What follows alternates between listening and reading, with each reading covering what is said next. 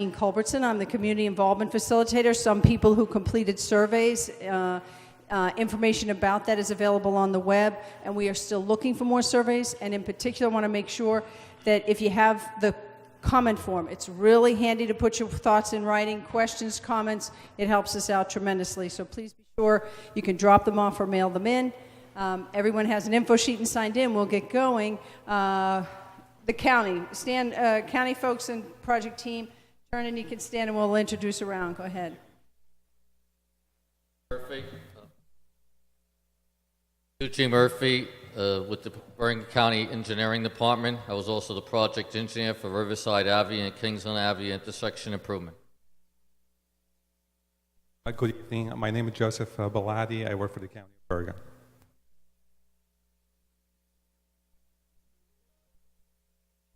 Hey everybody, I'm Melinda Cortez.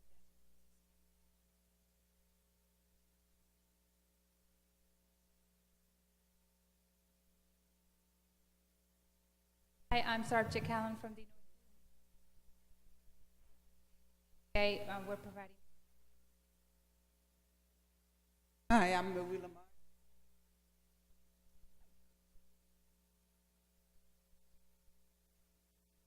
Good evening. I'm Matt Witkowski with Hardesty in Hanover. We're the design consultants on the job, and I am the traffic engineer. Good evening, everyone. I'm Bruce Riegel. I'm with Hardesty in Hanover also. I'm the project manager working with the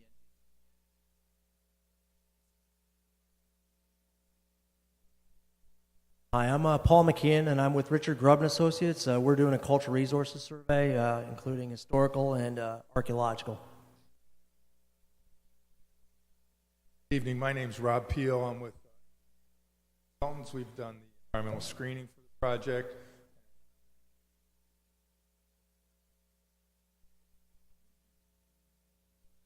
So it's a big team, but if you want to pass the quiz with 100%, you go to the website and all the names are there, all their titles are there, so you can understand all who's part of the project. No, the Mayor Scarpelli, we had a local officials meeting, we've had a community stakeholder meeting, they were able to attend both, but he was not available for this evening. The other commissioners, those I can't speak on behalf of, but we can address that. We certainly can see that on future public meetings to have them attend as well. Okay. It's open for the public, so generally speaking, we do have meeting with the local officials when we start a project. We then reach out to the community stakeholders, which, by the way, any folks that live very close to the bridge are interested in this project and would like to go to community stakeholder meetings. We do have those orange portfolios you see that have all the information and handouts. So we certainly welcome people to be a part of that. And then we now have a general public meeting for people who say, no, I don't want to go to meetings, but I do want to know about the project. We had an afternoon session in Lyndhurst. We're having the evening session here in Nutley. We'll alternate again when we have another round of public meetings and community stakeholders, which stay tuned, you'll hear about those as well. I'm going to turn it over to Joe Bellotti to give a little bit. Again, this bridge is a county bridge shared between Bergen and Essex, and that they share jurisdiction, they alternate maintenance and operation costs. Bergen County had put the application in to get the project moving, so they're on there, but actually Essex right now is doing the operations and maintenance, so it's a shared effort. But I'll pass it to Joe to give you a little update, and we'll go from there. Good evening, everyone. Again, my name is Joe Baladi. I'm an employee by the County of Bergen. Welcome, and County. Just a brief history about the project and the bridge itself. The bridge was built in 1905 using the truss method, which was very, at the time, it was very popular to build the bridges that will span over a lengthy period or lengthy span using something that's not traditional at the time. The trusses take the loads, either compression or detention, the pinpoint. And it was revolutionary at the time, where that truss or that bridge expanded about 367 feet. The bridge itself has about 4 spans, and it's a swing bridge. It held pretty well until a certain time, where in the early 1990, DOT came back and did major rehab for that bridge, and Here we are now, almost 20 years later, trying to do something, another round. That project was too much for the county itself to handle because of the cost and because the effort that would take. We rotate the maintenance on this every 2 years, 1 year Bergen County, 2 years Bergen County, and the other 2 years Essex. Right now is under jurisdiction of Essex County. What makes that bridge very unique is its location. As you probably all know, the nearest exit to the north, to the south is about 2 miles. So anybody that's not only coming to Essex County or Bergen County utilizing Lyndhurst or Nutley, wherever you're going on the other nearby towns, you have to take that bridge, the 27-foot span, which is barely can fit 2 lanes there to get to all these municipalities. And it becomes a U-turn destination because there's no other bridges. If you go further south by Clay and Bridge, you see a bridge or you cross over between the 2 counties every short distance. What makes it more unique too is we have one of the challenges on 3 signals within less than 1,000 feet. So not only we have geometry challenges, we have traffic challenges, and we have the overpass on Route 20. The process we are going to go through, I'll go over it briefly. We are at this stage at the planning concept or local concept planning, which is pretty much the conceptual plan, if you want to simplify things, not using fancy terms. We have the concept plan, we are reaching to the public, we are getting your input.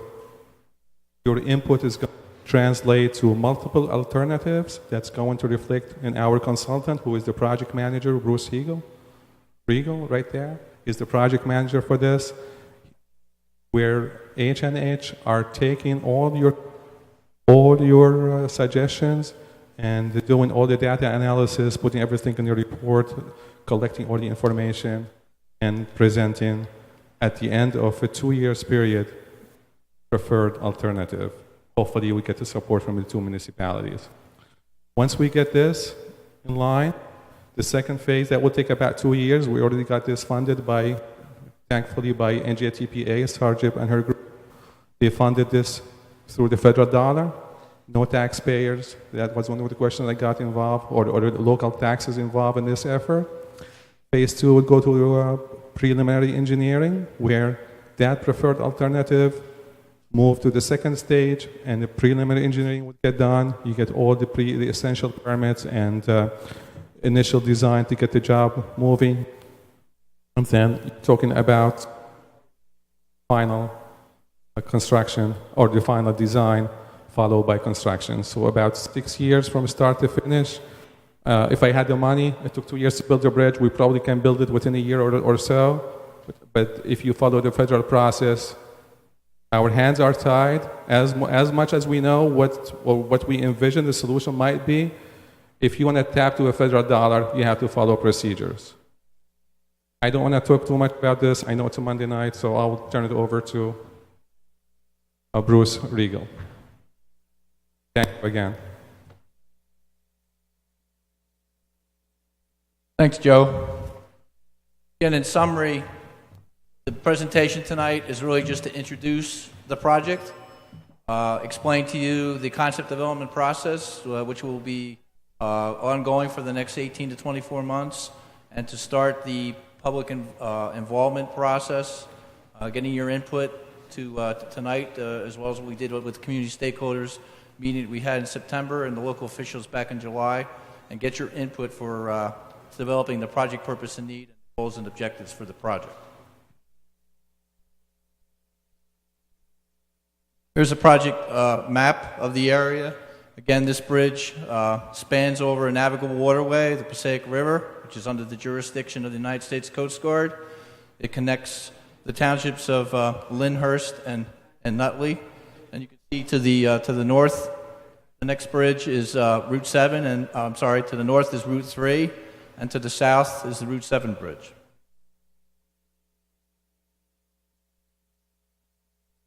And as Joe introduced as part of the project, the bridge was built in 1905.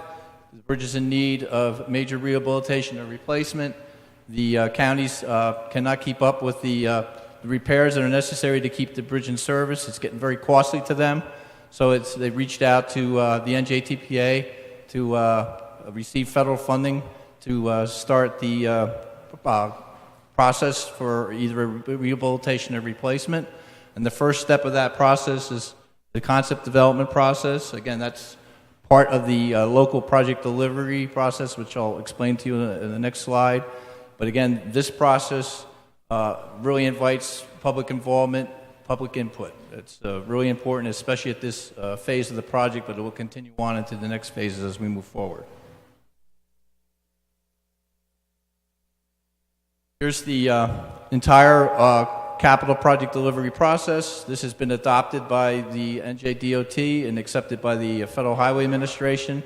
So the counties are following this process, being that they're using federal funding. I won't spend much time on the concept development phase because I have a slide that shows you that in more detail. But as Joe explained, as the project advances to the next phase, preliminary engineering is the next phase. And essentially in that phase, you can see the major steps.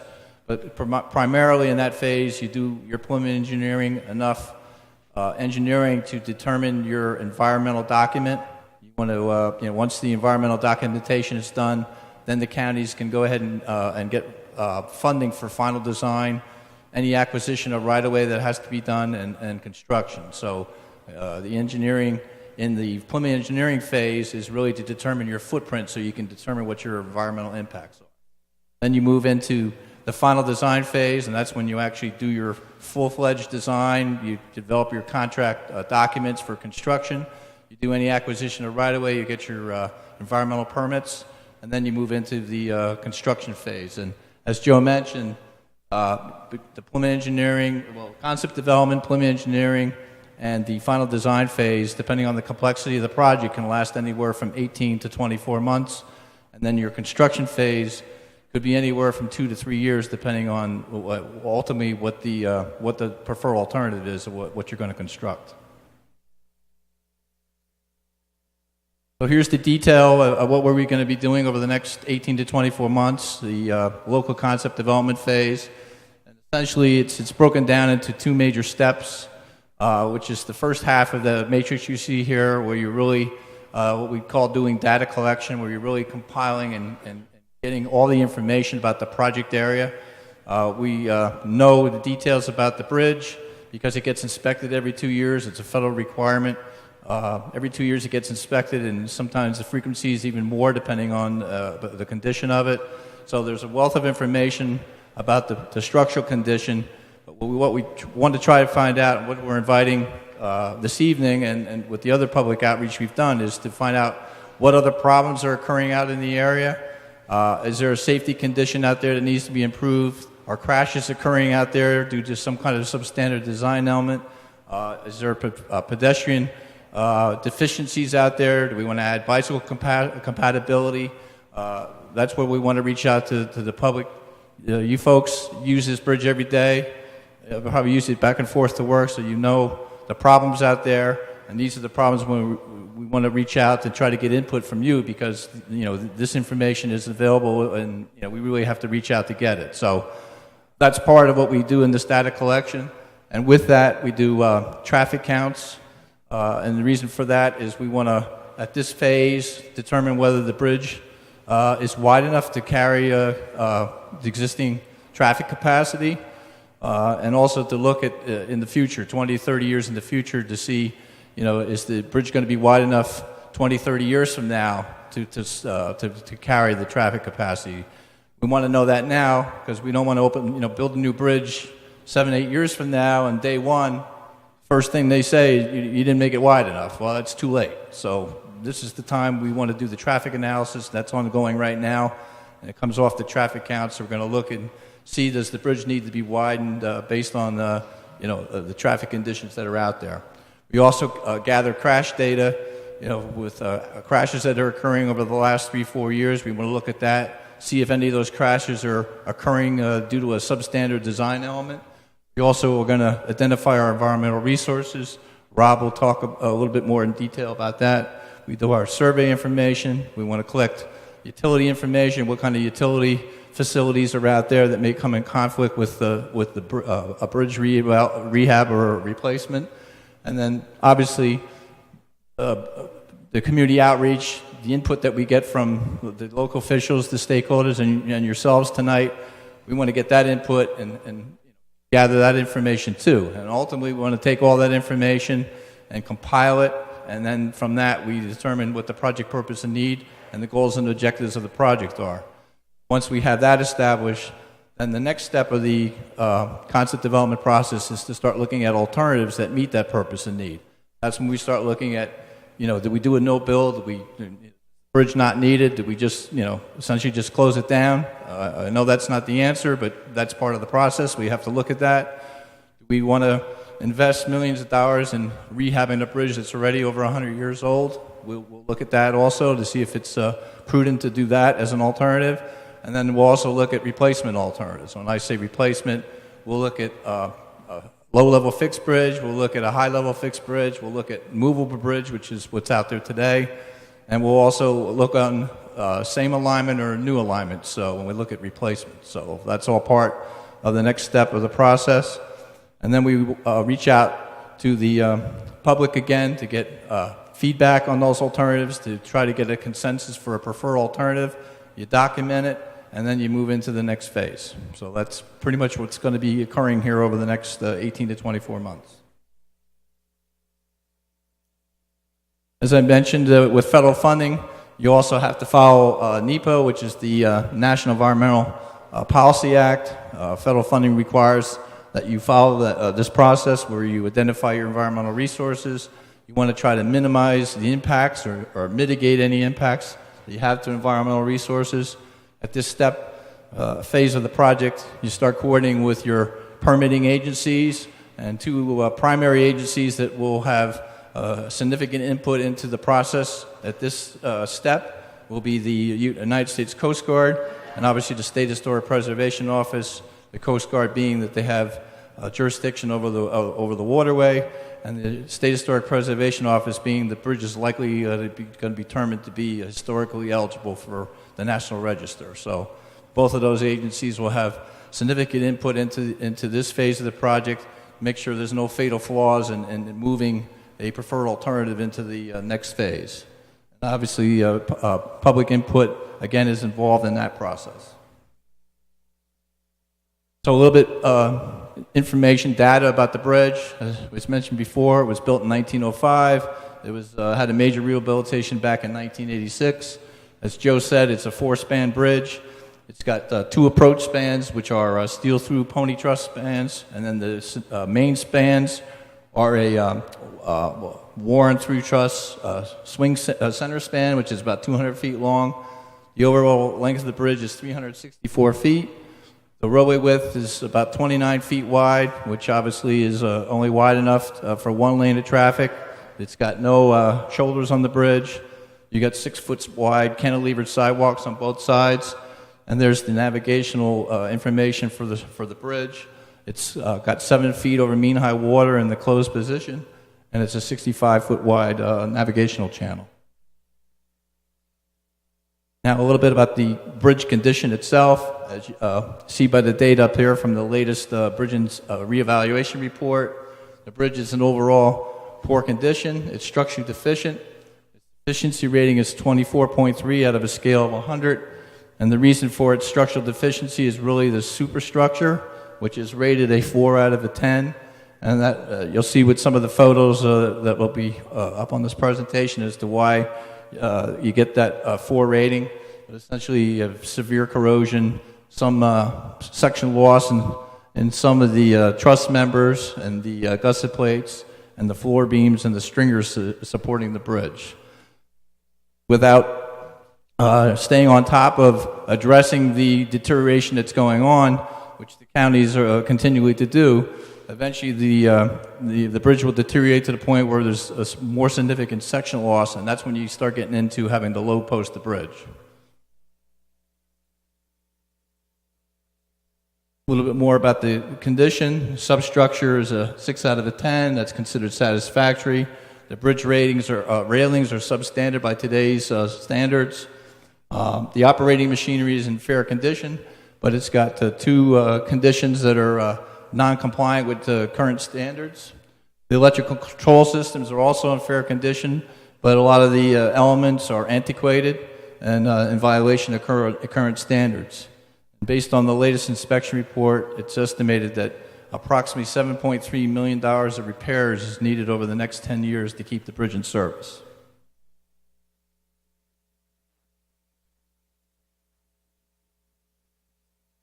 Some photos now of the project area, specifically the bridge.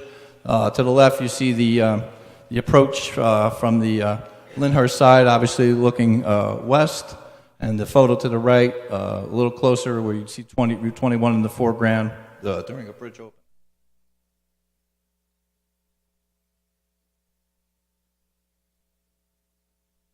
Next couple photos are on the Nutley side. Obviously, the first photo on the left is on the west side of Route 21 at the intersection of River Road and Park Avenue. And the photo to the right is obviously on the east side of Route 21 at the intersection of Park Avenue and the 21 ramps. A couple photos showing the approach going into Lyndhurst. Photo to the right during a bridge opening. And then at the Lyndhurst side, there's the intersection of Kingsland Ave and Riverside Avenue. Photo to the right is a condition that we're going to try to improve as part of the goals and objectives of this project, where you have someone riding on a bicycle on the sidewalk. So one of the goals and objectives of this project, we'll try to add bicycle compatibility so we can avoid that condition. Another goal and objective is to make this project compatible with the Passaic River waterfront walkway, which you can see a couple photos there. Show these two photos. This will be one of the challenges is when we get into the concept, into the actual development of concept solutions for the project. As Joe kind of mentioned in his opening presentation, the Route 21 bridge is going to serve as a constraint, being its close proximity to the Kingsland Avenue Bridge. As I mentioned before, the Passaic River is a navigable waterway, which is regulated by the United States Coast Guard. So they're going to tell us what kind of clearance you need for the vessels. So they're going to pass under the bridge. Right now in the closed position, you have 7 feet. So you can either provide the clearance for those vessels by either what you have today, you have a bridge that opens that allows that traffic to go through, or you build the bridge high enough so that the vessels can go underneath. So you can see the challenge would be if we have to try to raise the bridge to put a fixed span bridge there, it's going to be constrained by the close proximity to that Route 21 bridge. So it's going to be a real challenge, and we'll show that to you conceptually when we get into the next phase. And that's why, the clearance that we're going to get from the Coast Guard as part of the navigational study that's going on is very important for the concepts moving forward if we move forward with a bridge replacement. Here's the navigation condition for the bridge. Again, you'll see there's the 7-foot vertical clearance over the mean high water. There's your 65-foot wide channel. A couple photos. There's a photo looking upstream with the boat ramp there on the western bank. And photo to the left looking downstream with River Walk there on the eastern bank. And there's another photo of the boat ramp there on the western bank. So here's 2 substandard conditions that we're going to look at to try to improve as part of the project. You've got substandard vertical clearance. You've got a posting of 13 foot 6 inches for vertical clearance. That's attributed to the fact you have overhead trusses. You have to post when anything less than 14.6. So with this project, we're going to try to eliminate that condition. Have your substandard bridge railings that we'll be looking at also. Now you'll see some of the photos as to why the bridge was considered structurally deficient and the superstructure's rated a 4 out of a 10. You see the extensive corrosion. It's predominantly on the underside of the bridge that you can't see from above, but you can see with the stringers and the floor beams, you see the severe corrosion occurring in the spans and in some cases some section loss.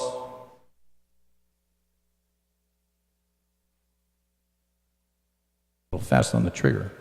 A couple more. This one on the west approach span, and there you can see the center pivot span. Here's some photos that you can see from when you're driving across.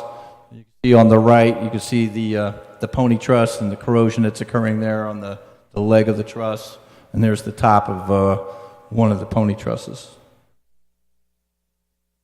See the decay that's occurring at the bridge fender system. So part of the concept development phase that's been added to this project is we now do navigation impact studies. That came out of the Clay Street Bridge that's currently also undergoing a concept development phase work. We got to the end of that process, and there was a disagreement between the Federal Highway and the U.S. Coast Guard about the preferred alternative that was initially selected. So it was determined that a navigation impact study be done to help make that determination as to what is the preferred alternative. And that's really been triggered by the fact that there really hasn't been any commercial traffic on the Passaic River for 20-some years. So the Coast Guard has asked us to look not only at the Clay Street Bridge, but they also have, because there's concept development studies going on at Kingsland Avenue and also at the Bridge Street Bridge, they've asked us to look at the whole segment of the Passaic River from Newark Bay all the way up to River Mile 13-2, which is the Union Avenue Bridge. For those that are familiar with that structure, that's a low-level fixed-span bridge. It's got 15-foot clearance over mean high water. So the Coast Guard has asked us to look at that whole stretch of the river to see what the navigation impacts report will determine. And what we did is we reached out to all the municipalities, marinas and businesses all along the river over the summer, and we've gotten all that information. We're in the process of finishing that report and getting it to the Coast Guard and the Federal Highway within the next week or two. And from that, a determination will be made as far as what the vertical clearance should be for these structures. Also, as part of this process, added to the concept development phase, we now are going to complete the Section 106 process, which is the entire completion of the culture resource process. Paul will get in a little bit more detail in a moment on that. But essentially, we used to just do the very minimal work in the concept development phase, really just do screening and really determine what your resources are. But now, to eliminate that being a fatal flaw, we now do the entire process where we get the Federal Highway and the State Historic Preservation Office to concur with the end of that process. So that's part of what we're going to be doing with this project. We also now do value engineering in the concept development phase, and what that is a preliminary preferred alternative will be selected, and we want to have an independent review of that preliminary preferred alternative, just to make sure someone else looking at it for the first time will agree that that is indeed the preliminary preferred alternative, or if there's some modification that could be made, the suggestions will come out at that time. And the last item that's been added to this phase is the risk analysis assessment. And what that is we try to determine, what are the major elements in delivering the project that could result in risks which would delay the project. So we want to try to identify those elements early on so we can better manage those elements. So the process isn't delayed. It's long enough, 6 years as it is. So we want to try to identify what those risks are so we can try to reduce that time frame. And I mentioned we look at environmental resources in this phase, and that screening has been done, and I'll have Rob talk about what was found. Thanks, Bruce. I'm Rob Peel. I'm with Amy Green Environmental Consultants. Environmental screening for the bridge. The purpose of the environmental screening is essentially to identify any environmentally sensitive that may be bridge vicinity may be affected by the project itself. We looked at things like surface water resources, wetlands, threatened and endangered species, known contaminated sites, and public lands.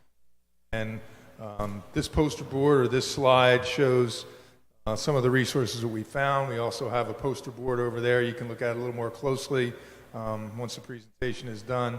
and see some of the things that were found on site. Main surface water resource, obviously, is the Passaic River. That itself is a known contaminated site and is in the process of being cleaned up. US EPA has been doing a long-term study on that, and hopefully that project will get underway very shortly. The river itself is also part of the tidal floodplain. The blue lines on this plan will show you the extent of the tidal floodplain in the project area. Those areas are regulated by New Jersey Department of Environmental Protection under the Flood Hazard Area Control Act, and there's also a red area along the banks of the river that is known as the riparian zone. That area is also regulated by NJDEP under the Flood Hazard Act.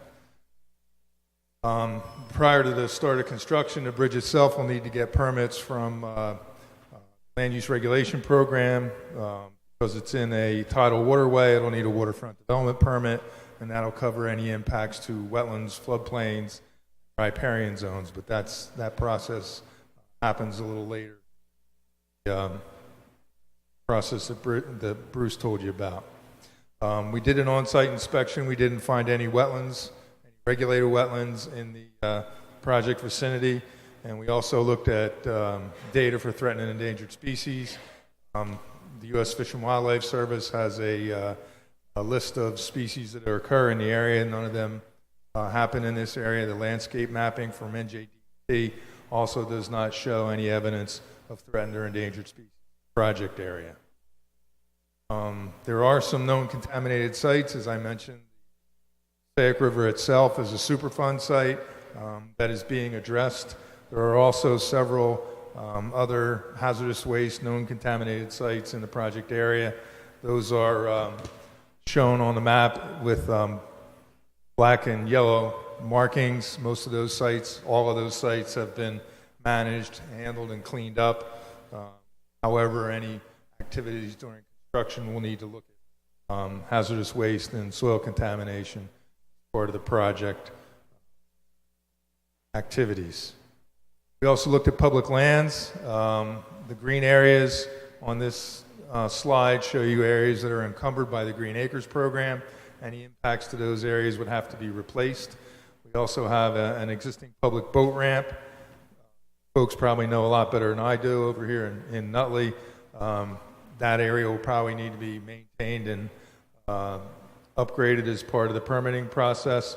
And we have some public walkways along this area that will also need to be maintained as part of the project. The other part of the environmental screening includes historic resources, and I'm going to let Paul talk about that a little bit. Thanks, Rob. What we're doing, I'll just give you an update. We're doing a cultural resources survey under Section 106 of the National Historic Preservation Act. And as part of that, we're doing an archaeological survey and an architectural survey. With the archaeological survey, we're looking at the area basically that's shaded in red, brown or red there. And with the archaeological survey, the goal is to identify archaeological sites that are present. Right now, there are no known archaeological sites, and we're in the process of assessing the amount of prior development that's occurred in that area, and if there are any areas that haven't been disturbed or we don't have evidence of disturbance, we're going to have to do some level of testing to see if there's something present or absent. And then if something is present, we're going to have to evaluate it under a phase 2 level survey, which is basically more archaeology. With the architectural survey right now, what we're doing is, you see this area outlined in yellow. I mean, that's called the area of potential effects for architecture, which is basically the view. That's what you can see from the bridge. And in Nutley, we're actually looking at 3 properties right now. We're assessing the significance. There's a small apartment complex up there, up in the north side there. There's also the auto body shop, and we're also looking at the Nutley Public and Recreation Building, our Parks and Recreation Building. So those are the 3 resources we're assessing the significance of because they're over 50 years of age. And we're also looking at the bridge. The bridge itself It's actually not eligible. It hasn't been determined eligible for the National Register yet. It was looked at during the New Jersey Historic Bridge Survey and assessed as potentially eligible. So we're assessing the significance of that. At the meantime, we're also looking at 6 properties over in Lyndhurst, and they're primarily residential properties except for the diner. And so we're working on doing architectural survey forms on all those buildings and the bridge, progress. Thank you. Thanks, Paul. The rest of the presentation is pretty much going to let you know where we are from a project schedule standpoint, and what the project schedule will be moving forward, as well as the schedule for the public outreach. Again, as I mentioned in the flow chart early on in the presentation with the data collection, you can see there are all the elements of the data collection listed there. We're well underway with most of the elements you see there, and some of them are even complete. Specifically, the item 8 there with the public outreach. We've done all our public outreach for this round of the step of the process, which is to develop the project purpose and need and the goals and objectives. We already met with local officials, had our community stakeholders, so we did our public information centers this evening and this afternoon, so we'll look for your feedback to add to the information that we're collecting. And the traffic analysis, like I said, the counts were done. Matt's working on doing the traffic analysis now. We're looking to complete that, to get that information also. So again, as I mentioned before, we're going to compile all that information and get a project purpose and need and goals and objectives established by the end of the year. Here is the schedule for the concept development phase. I just mentioned purpose and need. We want to finish by the end of the year. We'll get into the concept development portion where we're going to come up with concepts for rehabilitation and replacement and look to complete that early next year. Get a preliminary preferred alternative established about a year from now, get a consensus for that preliminary preferred alternative, document the entire phase of this of the concept development phase, and hopefully complete that by the end of next year or early part of 2018.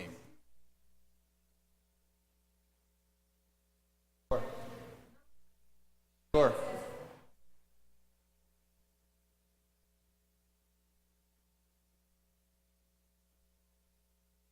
Like I said,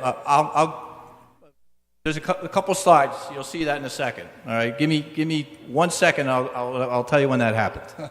Getting there. This is the slide that tells you right here. Here's what we've done as far as outreach. We had our local officials briefings. End of July, we met with officials from both Nutley and Lyndhurst.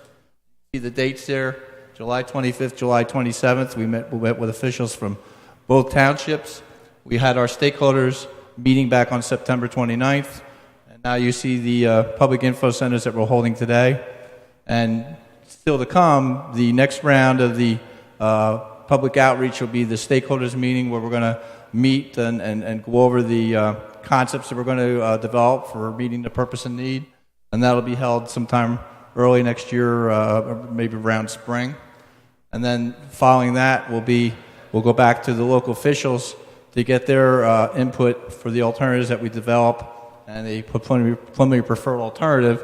We're looking to do that sometime late spring, early summer of next year.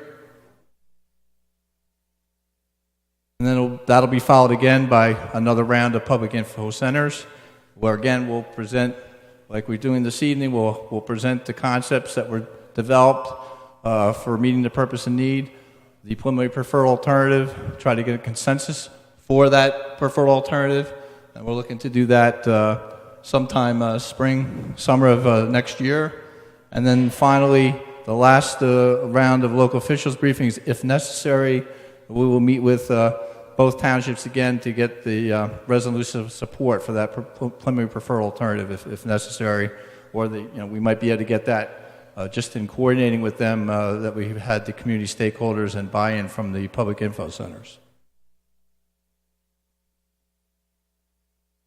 So here are the comments that we got from the local officials. Again, these meetings were held at the end of July, and these are the main comments we got back from the officials as far as maintaining and improving pedestrian and bicycle access and connectivity. There was also mentioned that a wider bridge is needed for outside shoulders to be added to the structure for bicycle compatibility.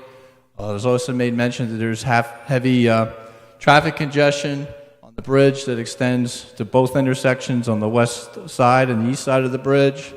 And obviously both townships are very interested in seeing the results of the navigation impact study that I just mentioned before to see what the clearance is going to be required, for the bridge from the Coast Guard.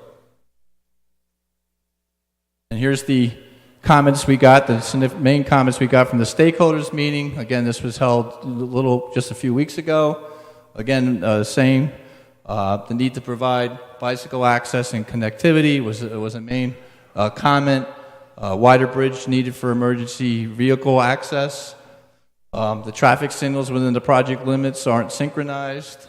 Obviously, it was mentioned that the Clay Street, Bridge Street, and the Kingsland Avenue Bridge are all under concept development. It made mention that we don't want to have those all go out to construction at the same time, which would create traffic problems.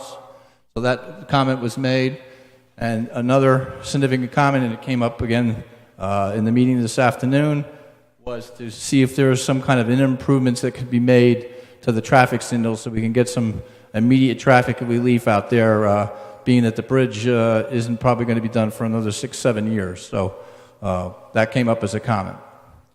Finally, as Martine mentioned at the beginning of the presentation, there's been stakeholder surveys that have been sent out. We're compiling all that information and gathering that information as part of the public outreach input.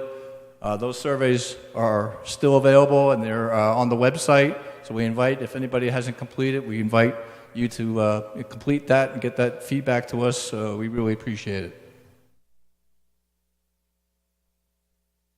This slide is showing all the project team and everybody working on this project. You've met several of them this evening.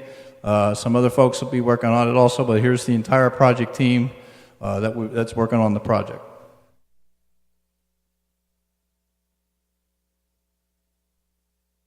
As far as project contact information, there's Joe's information, Louise from Essex County. So you see both project managers. We do have a project website that's now active. There's the website address. We will post this PowerPoint presentation onto that website. We also have Twitter as social media. We have that ongoing, so we can gather public input for us from that mechanism also. And we'll be accepting comments for feedback for the project purpose and need from now until about a month from now, which is November 18th. So we're looking to get your feedback up until that point. Last slide, here's the website that if you go up kingslandavenue.com, you'll see the website that's up and running. So that's it.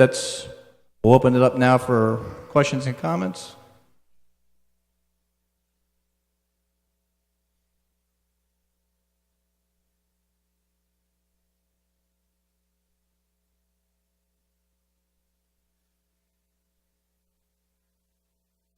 No, it's underway now. We have our traffic. All so he can get as far as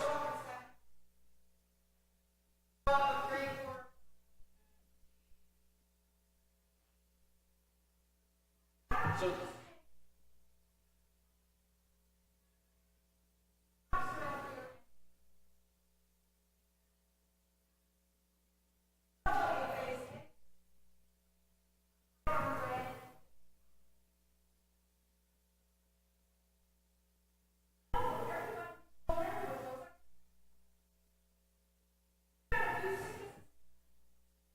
That has been suggested. It came up at the stakeholders meeting. That's why we encourage you, write that on the comment forms, because we can share this back in bullets, but it helps tremendously if you take the blank comment form, drop it in the box, even to say something of that nature, Because as Matt has to look at all three signals and how they're behaving, he'll also be looking at what's the pattern and movement. Because when you're replacing a bridge, it is a bridge replacement, they look to improve both intersections of the approach roadways. So they will look at it. But the more you send in the comments, the more they can coordinate where those locations are, who has jurisdiction, because you have a state roadway, you have county, and you have local all in the same area. So some of it may involve what jurisdiction has what authority to ticket in what areas. We don't know that yet. We're still in that data collection. But all of this is very helpful. Again, to understand, we do have to shift down, but I do want to take any more Q&A up here that we can. And then, by all means, visit the website, and by all means, hand in any comment forms up here or downstairs. We will keep the boards and things down there to answer more questions. Go ahead.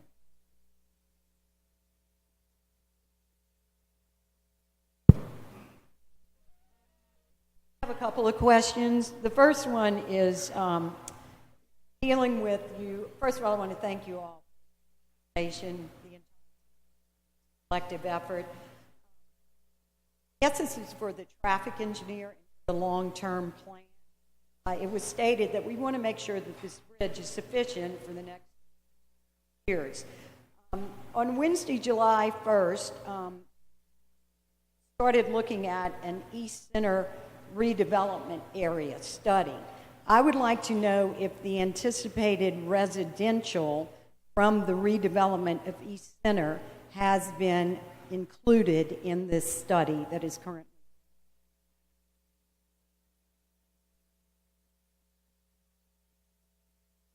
Currently, we're analyzing the existing conditions, so what's happening today out at the bridge.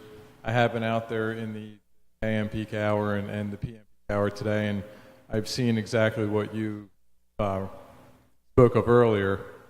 We get into doing the proposed conditions where we look a few years down the road and 20 years down the road. Any planned developments will be included with our traffic numbers. Right now, you are not including any future residential development that is on the board or anticipated to be on the board on the Nutley side or the Lyndhurst side? You will, but you are not at this point. Okay.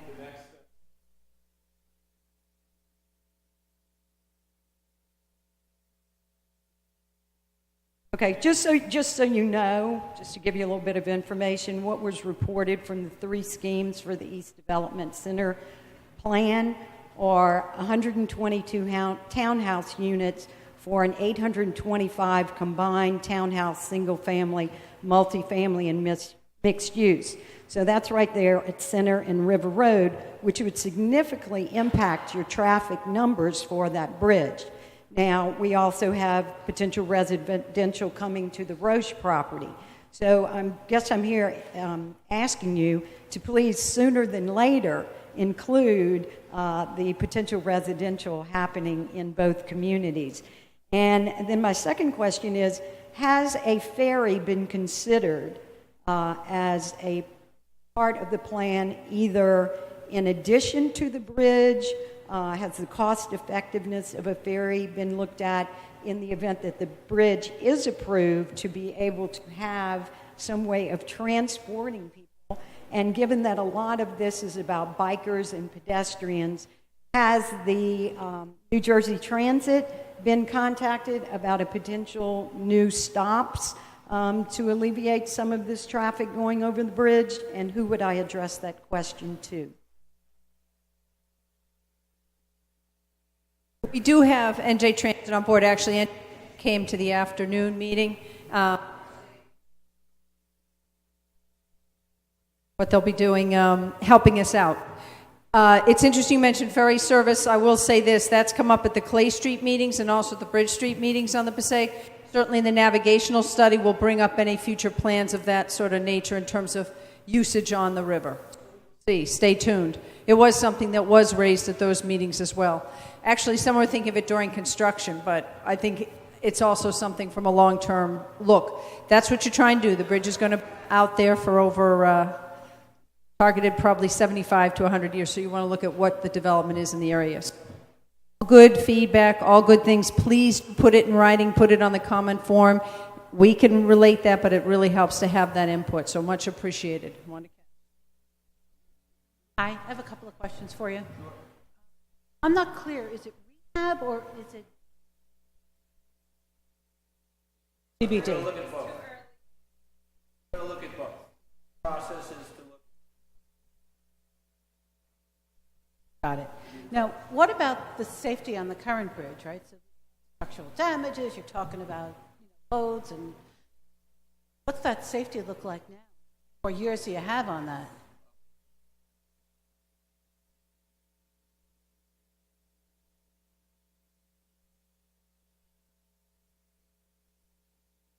I'm not sure if I'm the best person to answer this. I'm not a bridge person, but the state usually, I believe this is under DOT, the bridge inspection. Every 2 years. The 2014 bridge inspection shows right now the overall, they have a certain criteria, so they would judge the surface of the bridge, that came up satisfactory. Or no, it came up good. The overall, I believe 7 out of 10, the surface. That's about the only good thing came out of the report. Everything else was either deficient or superstructure was satisfactory as a whole. The underwater structure, if I recall correctly, actually here, if you allow me, I'll put my glasses for a second.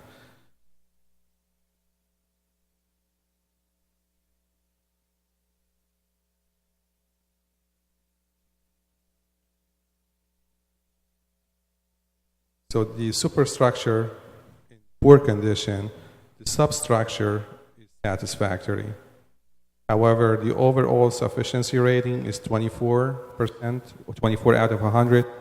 One of the main reasons at the satisfactory is not just when DOT deem the bridge obsolete, they do not judge by just the structure's integrity.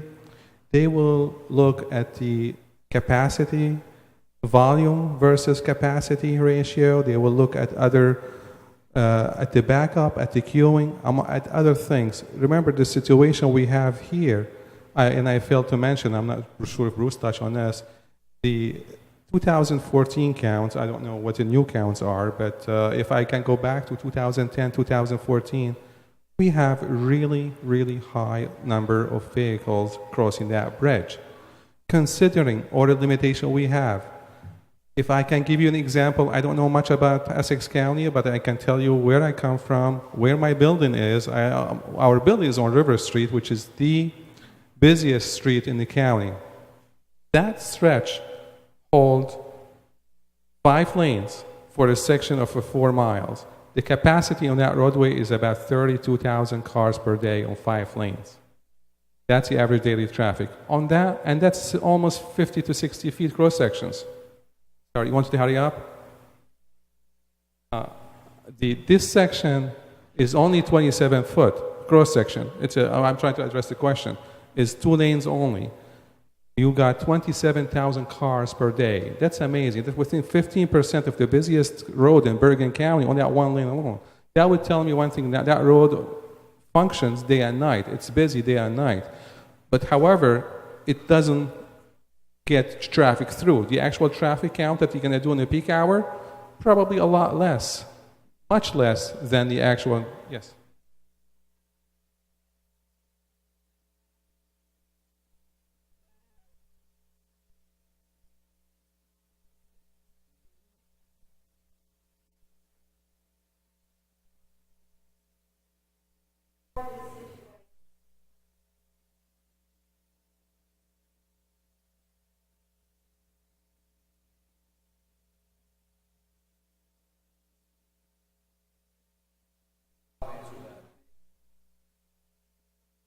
Part of this process right now, we're doing a traffic analysis. Okay, once that analysis is done, then the intent will be to meet with the counties so they can review that traffic analysis, and then we can see, from the analysis, what kind of interim repair or what kind of interim improvements that can be made between now and when the bridge project moves forward. And that's going to be, like I said, required because we have signals that are jurisdiction of both counties, and the Route 21 signals under the jurisdiction of DOT. So the DOT is going to have to be involved in the that coordination. So there is no plan right now. Like I said, we're going to get the traffic analysis done first, see what the conclusions are of that analysis and what interim repair or interim solutions can be made. Then we'll meet with the counties. We're going to meet with DOT, and then we can answer your question. By the end of the month, you'll have it done, or next month? By the end of the year. It's going to be done by the end of the year. Traffic study will be done. Yes. Yes. Yep.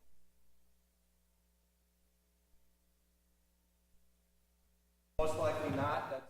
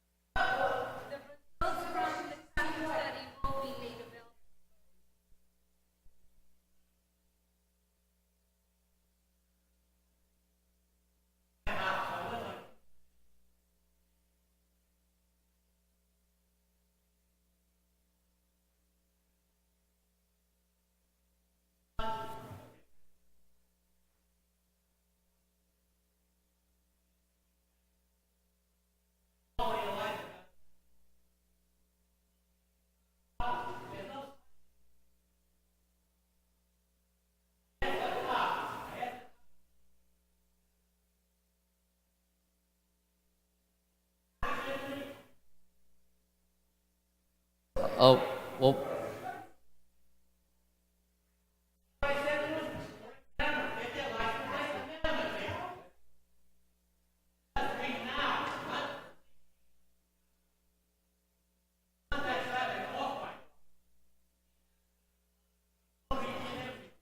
but one thing that we did do, we did the intersection improvement of Riverside Avenue and Kingsland Avenue. Both me and the borough engineer of Lyndhurst, we ran about over 10 iterations of different capacity analysis. And we ran different studies, and what we put in the phasing was the best study at this time. Now, with the improvements in traffic study with this, will determine if the traffic could be improved and optimized and minimize the traffic delays. But we did run a number of capacity iterations when we did that project, when we improved the intersection of Riverside and Kingsland.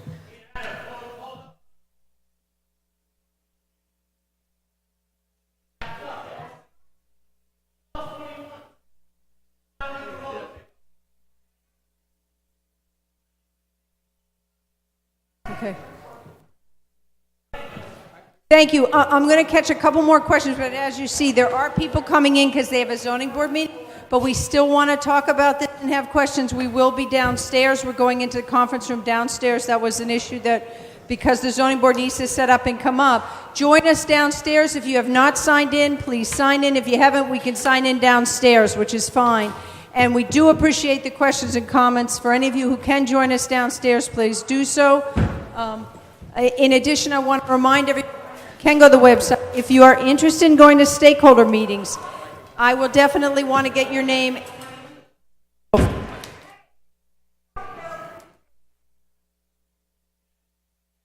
Let's see. Question of the current bridge that this lady had. Yeah. They say that.